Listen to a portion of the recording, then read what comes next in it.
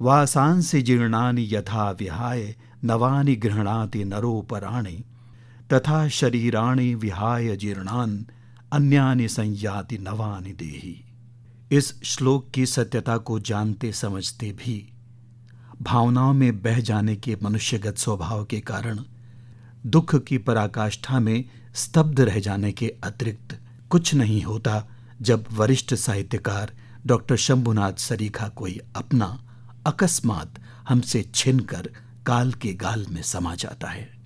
ऐसी दिव्य आत्मा को अब हम न देख सकते हैं, न बात कर सकते हैं, न रिकॉर्ड कर सकते हैं।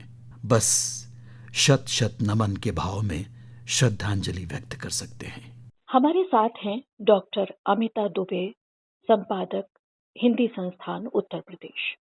शंभुनाथ जी का जाना उसी प्रकार है जिस प्रकार एक वट वृक्ष का गिर जाना। साहित्य जगत के लिए भी और सभी साहित्य प्रेमियों के लिए भी। डॉक्टर शंभुनाथ जी 1 जुलाई 2007 से 30 जून 2009 तक उत्तर प्रदेश हिंदी संस्थान के कार्यकारी अध्यक्ष पद को उन्होंने सुशोभित किया। वो कार्यकाल उनका मुख्य सचिव पद से सेवानिवृत्ति के तत्काल बाद का कार्यकाल था। एक प्रशासनिक अधिकारी के रूप में उन्होंने जो ख्याति अर्जित की थी उसको द्विगुणित करते हुए वो जब साहित्य आकाश के मंच पर दायित्वों के निर्वहन के लिए हिंदी संस्थान आए तो उन्होंने अपना स्वयं का सौंदर्यीकरण करते हुए, अपनी भाषा का, अपने साहित्य का करते हुए हिंदी संस्थान के सौंदर्यीकरण पर भी बहुत ध्यान दिया। और जो हिंदी संस्थान के सभागार हैं उनको सुसज्जित करने में, उनका नाम देने में उनका बहुत बड़ा योगदान रहा। डॉक्टर शंभुनाथ जी का जो लेखन है वो प्रेरणास्पद है। दिनकर पर शोध कार्य रहा और उन्होंने अपने शोध के विषय को कभी भी जीवन भर छोड़ा नहीं। वो जब अपना कोई भी भाषण करते थे, किसी भी पुस्तक की चर्चा पर प्रतिभाग करते थे या किसी भी प्रकार की किसी भी विषय पर भाषण करते थे तो वो दिनकर को जरूर उद्धृत करते थे और ये उनकी निष्ठा थी। और कल जब हिंदी संस्थान में एक आयोजन हो रहा था, एक पुस्तक का लोकार्पण, उसमें भी उन्होंने अंतिम पंक्तियां दिनकर की ही उद्धृत करके अंतिम सांस ली। ये भी एक बड़ी अजीब सी स्थिति हुई कि उनका जो भाषण था उसका प्रारंभ भी मृत्यु से हुआ और मृत्यु ने साकार आकर उनको अपने सानिध्य में ले लिया।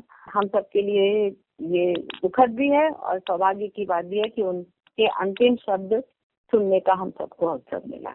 उनका जाना एक अपूर्णीय क्षति है साहित्य जगत के लिए, हम सबके लिए, क्योंकि वो अभिभावक की भूमिका में सदैव रहते थे और जीवन में बहुत कम लोग ऐसे मिलते हैं जो दूसरों की उन्नति पर उसी भाव से प्रसन्न होते हैं जितनी अपनी उन्नति से। तो शंभुनाथ जी का एक गुण उन्हें फिर स्मरणीय बनाएगा और वे गुणों की खान थे। साहित्य जगत में उनकी उपलब्धियां निरंतर याद की जाती रहेंगी। राम कथा के मर्मज्ञ के रूप में भी उनका स्मरण सदैव रहेगा।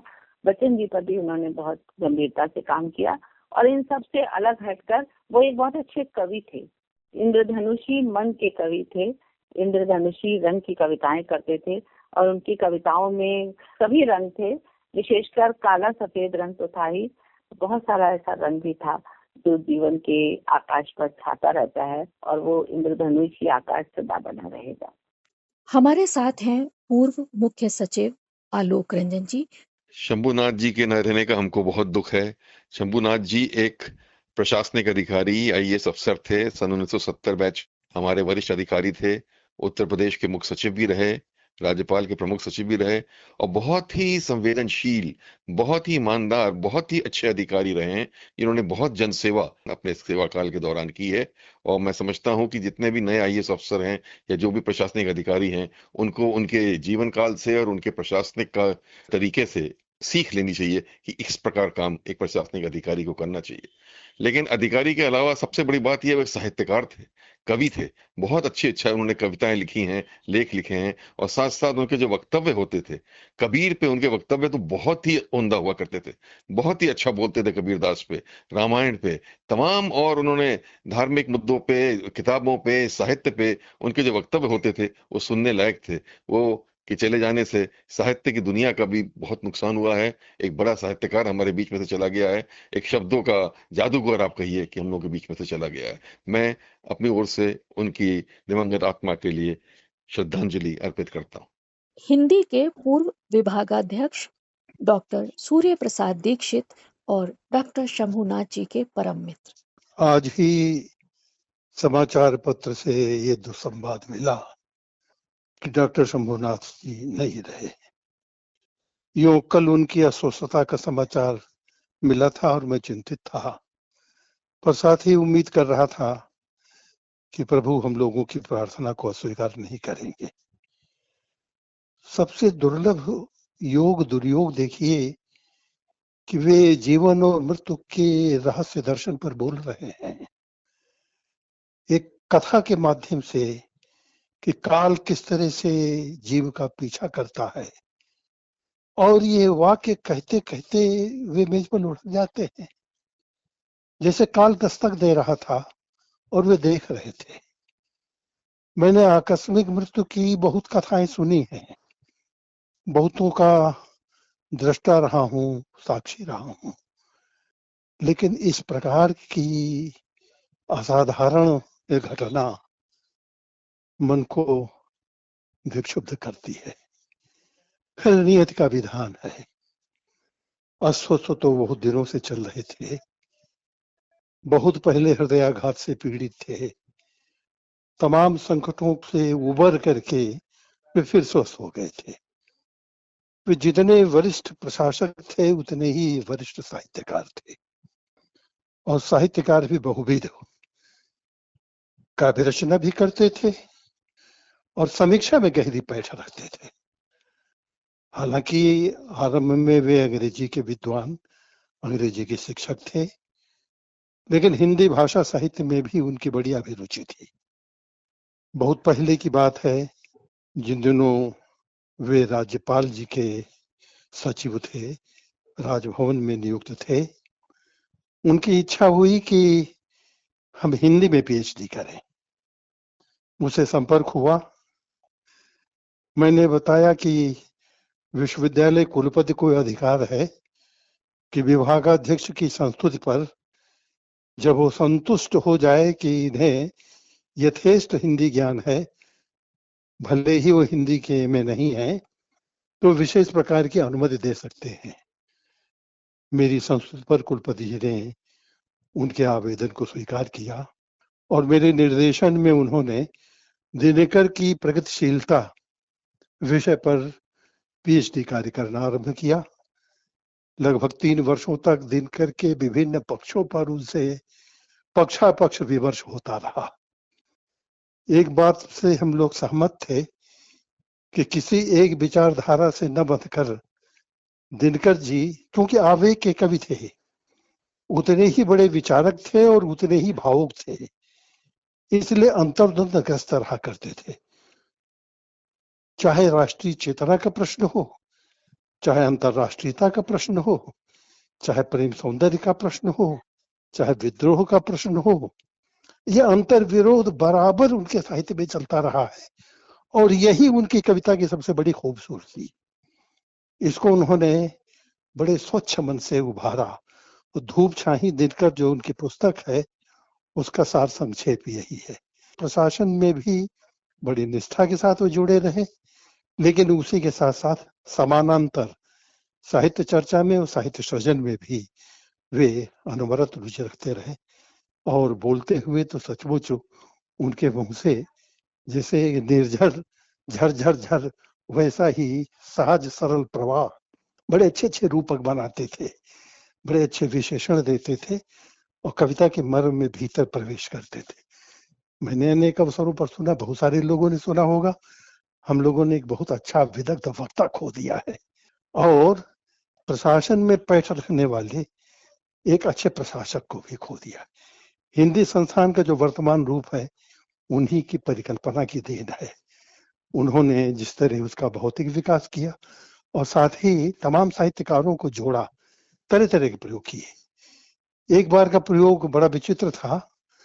उन्होंने डॉक्टर रमेश कुंतल मेघ और मुझे दोनों को एक साथ बिठा करके ये तय किया कि देखिए हम लोग वाद विवाद संवाद करें, एक बात आप कहें, आप उसका खंडन करें, फिर उस खंडन का प्रतिखंडन और खंडन मंडन करते हुए बाद में निष्कर्ष निकाले जाए, तो इससे रोचकता पैदा होगी। छायावाद का विषय रखा गया, एक स्थापना मेरी, मेघ जी के द्वारा उसका खंडन, फिर मेरा प्रत्युत्तर, और ऐसे ही तर्क वितर्क, जिसको शास्त्रार्थ परंपरा कह सकते हैं। तो शास्त्रार्थ परंपरा को फिर से कैसे जीवित किया जाए, इस तरह के प्रयोग उनकी गोष्ठियों में देखे जाते थे, कार्यक्रमों में देखे जाते थे। तो सचमुच निष्कर्ष यह निकला कि एक प्रशासक अगर साहित्यिक दृश्य से संपन्न हो, अगर उसके भीतर वैचारिकता का गहरा पुट हो, तो हिंदी साहित्य के वर्तमान और भविष्य की रूप रचना वो कैसे कर सकता है। उसका लाभ हम लोग लेते रहे, लेकिन जीवन लीला उसकी तो एक अवधि होती है, आज उससे हम वंचित हो रहे हैं। मैं बहुत दुखी मन से उनकी पुण्यात्मा को नमन करता हूँ, उनके प्रति श्रद्धांजलि अर्पित करता हूँ, और आशा करता हूँ कि उनका दिया हुआ संदेश, उनका जो मनोमंतव्य था, उसको हम सक्रियता पूर्वक अपने जीवन में चरितार्थ करते रहेंगे। समझ नहीं आ रहा कि डॉक्टर शंभुनाथ जी बड़े साहित्यकार थे, बड़े प्रशासनिक अधिकारी, या उससे भी बड़ी इंसानी शख्सियत। कल एक कार्यक्रम में काल की बात करते करते वो काल के गाल में समा गए, और शंभुनाथ जी की यही सक्रियता उन्हें शंभुनाथ बनाती है। आकाशवाणी से लगभग 5 दशकों तक वे जुड़े रहे, और आकाशवाणी के लिए अंतिम रिकॉर्डिंग 23 अप्रैल 2025 को उन्होंने करवाई, और अपने प्रिय विषय दिनकर को उन्होंने जिन शब्दों में समेटा, उन शब्दों की आज कितनी कीमत है हम आपको बता नहीं सकते। उर्वशी अपने समय का सूर्य हूं मैं, ये विषय उन्हें इतना पसंद आया था, और विस्तृत चर्चा की डॉक्टर शंभुनाथ जी ने, और ये आकाशवाणी लखनऊ के लिए उनकी अंतिम रिकॉर्डिंग थी। उर्वशी अपने समय का सूर्य हूँ मैं, यह उक्ति है उर्वशी के नायक पुरुरवा की। मर्त्य मानव के विजय का तूर्य हूँ मैं, उर्वशी अपने समय का सूर्य हूँ मैं। अपने समय का सूर्य कहता है, तो मैं ही क्यों रहूं सदा तपता मध्याह्न गगन में, नए सूर्य को क्षितिज छोड़ नभ के ऊपर आने दूं। पहुंच गया मेरा मुहूर्त किरणें समेट अंबर में, चक्रवाल के पार विपिन में शीघ्र उतर जाने का। लो ऐल वंश का मुकुट आयु के सिर पर मैं रखता हूँ, ऐल वंश अवतंस नए सम्राट आयु की जय हो। महाराज मैं भार मुक्त अब कानन में को जाता हूँ। इस प्रकार वो वन के लिए प्रस्थान कर जाते हैं। और इस तरह प्रस्थान कर गया वो स्वर जिसे आकाशवाणी अपने रिकॉर्डिंग में समेट पाया। डॉक्टर शंभुनाथ जी का आज अंतिम संस्कार कर दिया गया, लेकिन उनके स्वर हमारे हृदय में सदा सदा गुंजायमान रहेंगे। इस श्रद्धांजलि के साथ शंभुनाथ जी को हमारा शत शत नमन।